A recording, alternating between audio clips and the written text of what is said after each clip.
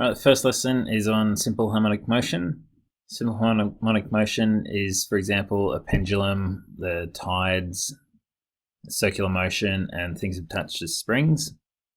Like we've got an example here of a spring going up and down. We can measure many things about this object bouncing up and down in the string. We can first have a look at its displacement. So just the physical position of the object at different points in time. We can look at its velocity.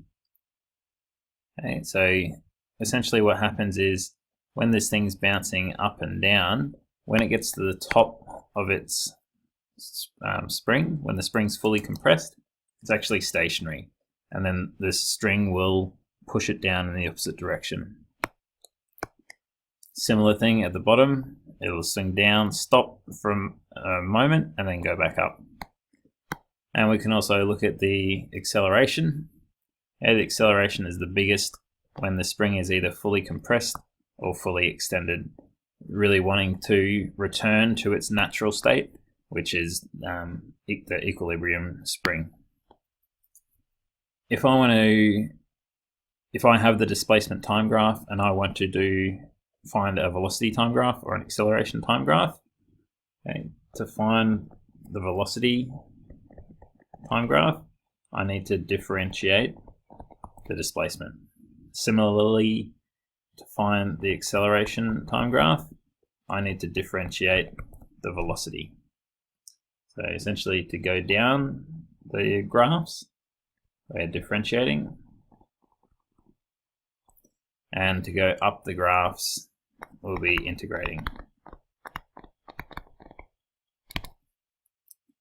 So let's have a look at an example. So the displacement of a particle after t seconds is given by this equation. Find an expression for the velocity of the particle. To find the velocity, I know that I need to differentiate the displacement, which means I need to differentiate this guy. So differentiating cosine goes to negative sine. I've got a 4 there already. I need to multiply by 2, the derivative of what's inside, using chain rule, and I still have 2t. So my velocity function is minus 8 sine 2t. Find the first 2 times at which the particle is at rest, that is when the velocity is 0. So I'm going to set the velocity equal to 0 and see if I can find these times t.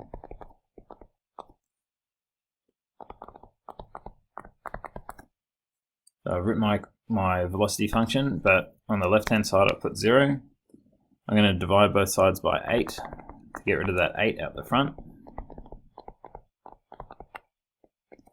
And now it's a case of using my unit circle, trigonometry. I know that sine is the y coordinate, so I need to find when the y coordinate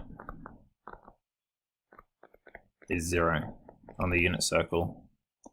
I'll draw in my unit circle, put all the coordinates in because I'll probably use this a lot in these problems.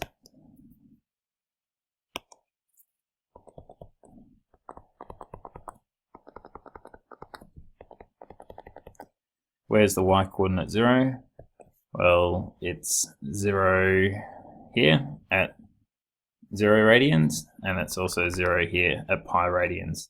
So this unknown angle 2t can be either 0, pi, and then I can go around again to 2 pi if I wanted to, okay, and keep generating solutions by adding 2 pi to both of these solutions.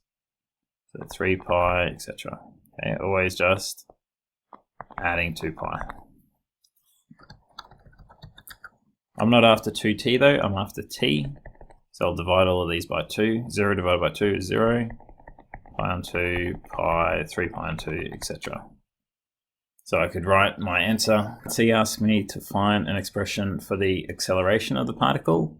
I know that if I want to find acceleration, I need to differentiate the velocity. Here's my velocity function. I know that sine differentiates to cosine. Minus 8 times 2 is minus 16, and I still have my 2t as my inside function. So this is my acceleration function. What is the maximum acceleration of the particle? Well, if I was to graph this acceleration time graph, it's a negative cosine graph, and the amplitude is 16, which means it'll go from minus 16 to 16, going something like this. And since there's a 2 there, it'll all happen within pi radians. Maximum acceleration of the particle, there it is.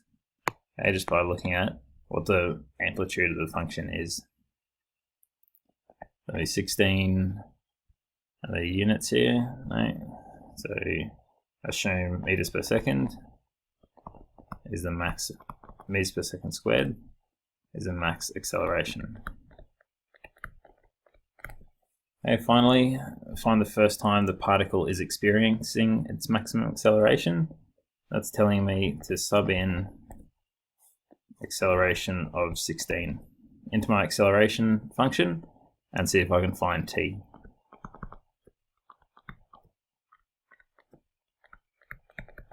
I'm going to divide both sides by minus 16, okay, to get cosine by itself.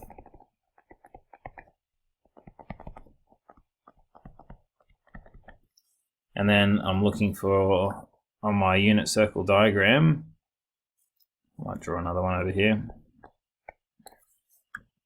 looking for where the x coordinate is minus 1.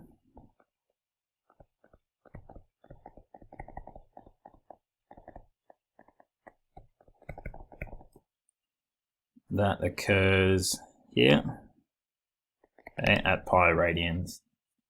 So 2t would equal pi or 3 pi or 5 pi. I can add pi to all of those solutions.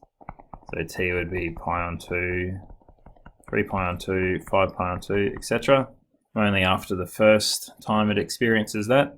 So I'd write the first time is after pi on 2 seconds. Okay, so there's a fair bit there in simple harmonic motion. Okay, it's always using sine and cosine graphs. You can have a go at these questions in the text.